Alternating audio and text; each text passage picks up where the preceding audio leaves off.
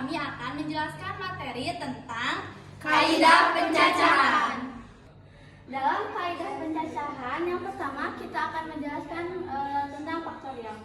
Faktorial dari bilangan bulat positif n yang dilambangkan dengan n faktorial adalah perkalian dari semua bilangan bulat positif yang kurang dari atau sama dengan n. N faktorial sama dengan n kali n-1 kali n-2 dan seterusnya. Kenapa harus n kurangi 1? Soalnya harus kurang dari n. Langsung saja ke contohnya. Nah, di sini n diganti bisanya diganti dengan 3. 3 faktorial sama dengan 3 kali 2 kali 1. Kenapa harus 2 kali 1? Soalnya harus kurang dari 3. Dan kenapa enggak diteruskan ke -1, -2? Soalnya di sini juga harus bilangan bulat positif. Sudah. Jadi di sini aku mau ngejelasin contoh dari kaidah pencacahan bagian faktorial. Nah, di sini adalah contoh soal tentukan nilai dari 10 faktorial dibagi 8 faktorial. Cara selesainya itu gampang banget. Nah, di sini kita tulis 10 faktorial dibagi 8 faktorial sama dengan, nah di sini tuh kita nggak perlu nulis lagi 10 faktorial kayak 10 kali 9 kali 8 sampai 1 itu nggak perlu. Ini ada cara gampangnya, yaitu dengan 10 dikali 9 dikali 8 faktorial. Kita simpan 8 karena biar sama penyebutnya. Terus dibagi 8 faktorial. Nah, karena di sini 8 faktorial itu udah sama, ada sama bilangan, jadi kita coret. Nah, ujungnya langsung kita ke berarti 10 dikali 9, 90. Jadi 10 faktorial dibagi 8 faktorial hasilnya 90. Nah, ini contoh yang kedua, tentukan nilai dari 11 faktorial dibagi 10 faktorial ditambah 9 faktorial. Ini tuh sama aja kayak yang soal sebelumnya, nggak beda jauh. Jadi di sini tuh caranya kita tulis dulu 11 faktorial dibagi 10 faktorial ditambah 9 faktorial. Nah, terus kita samain pembilang dan penyebutnya di angka 9 ini. Jadi 11 dikali 10 dikali 9 faktorial per 10 dikali 9 faktorial. Kita berhenti di sini ya, ditambah 9 faktorial. Nah, terus kita langsung lanjut ke 11 dikali 10 dikali 9 faktorial.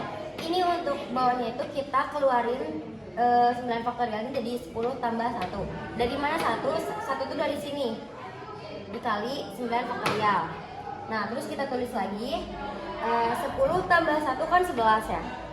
Jadi kita langsung tulis 11 dikali 10 dikali 9 faktorial per ini 10 tambah 1 11 dikali 9 faktorial. Jadi karena ini 9 faktorial dan angka 11 itu sama, jadi kita coret. Hasilnya itu 10. Jadi 11 faktorial dibagi 10 faktorial ditambah 9 faktorial hasilnya adalah 10. Selanjutnya ada permutasi dan kombinasi. Di sini saya akan menjelaskan tentang permutasi. Permutasi adalah cara menyusun suatu percobaan atau kejadian dengan memperhatikan urutan.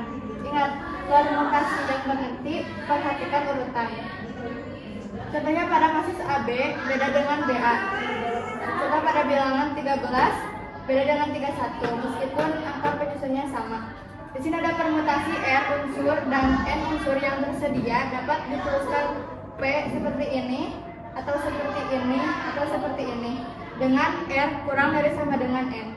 Ini ada rumusnya, yaitu permutasi N unsur dan N unsur dan R unsur sama dengan N faktorial per N min R faktorial.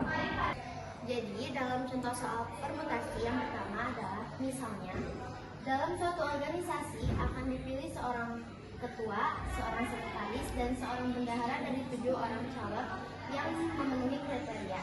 Berapakah banyak susunan kepengurusan yang mungkin dari 7 calon yang tersedia? Nah, di sini misalkan calonnya ada A, B, C, D, E, F, dan G. Misalkan pada kemungkinan yang akan terjadi pertama, A yang akan menjadi ketua, B yang akan menjadi sekretaris, dan C yang akan menjadi bendahara. Nah, dalam kemungkinan kedua, bisa jadi B yang menjadi ketua, C yang menjadi sekretaris, dan A yang menjadi bendahara. Tapi tidak akan mungkin jika kita menghitung peluang yang akan menjadi calon kepengurusan dengan cara seperti itu, karena itu akan memerlukan waktu. Maka kita menggunakan rumus permutasi, yaitu P N R sama dengan N faktorial dibagi N dikurangi R. faktorial. Di sini yang menjadi N-nya adalah 7 dari calon yang akan memenuhi kriteria dan 3 yang akan terpilihnya.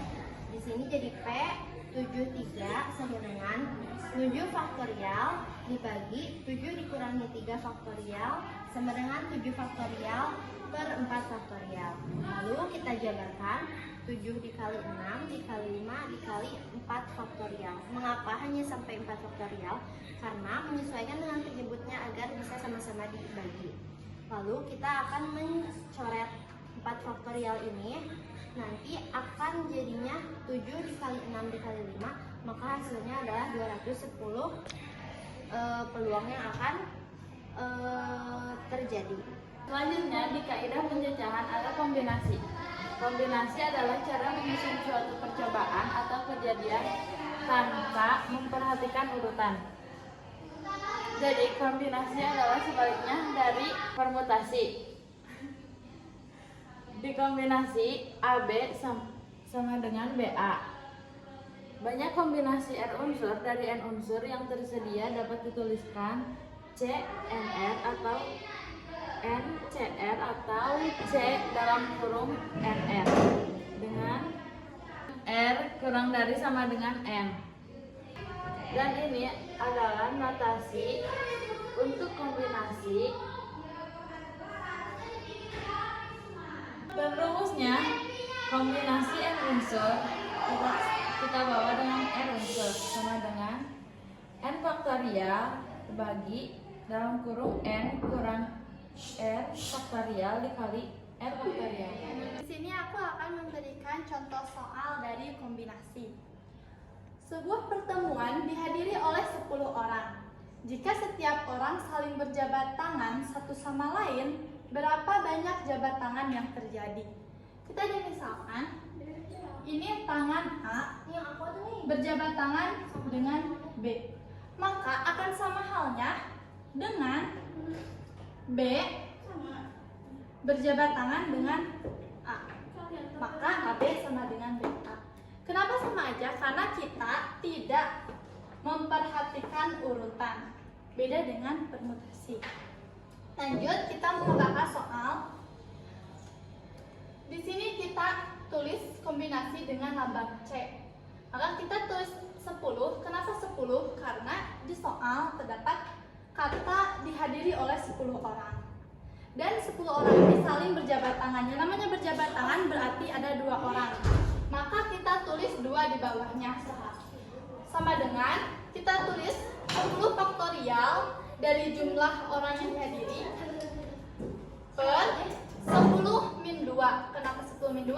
Karena jumlahnya dengan orang yang berjabat tangan. 10 min 2 faktorial dikali 2 faktorial sama dengan 10 faktorial per kita jumlahkan 10 min 2 yaitu 8 faktorial dikali 2 faktorial. Lanjut, kita jabarkan dengan cara diperkalikan 10 dikali 9 dikali 8 faktorial. Kenapa sampai 8 faktorial? Karena di bawahnya terdapat 8 faktorial. Kita samakan aja agar nanti bisa kita coret seperti ini. Maka yang dihitung tinggal 10 kali 9 faktorial per 2 faktorial. Kita bisa sederhanakan 10 dengan 2. Kita coret 10 bagi 2 dapat 5. Maka hasilnya tinggal 5 kali 9. Nah, 5 kali 9 adalah 45. Sekian penjelasan dari kelompok kami. Mohon maaf bila ada penjelasan yang kurang dipahami. Terima kasih. Wassalamualaikum warahmatullahi wabarakatuh.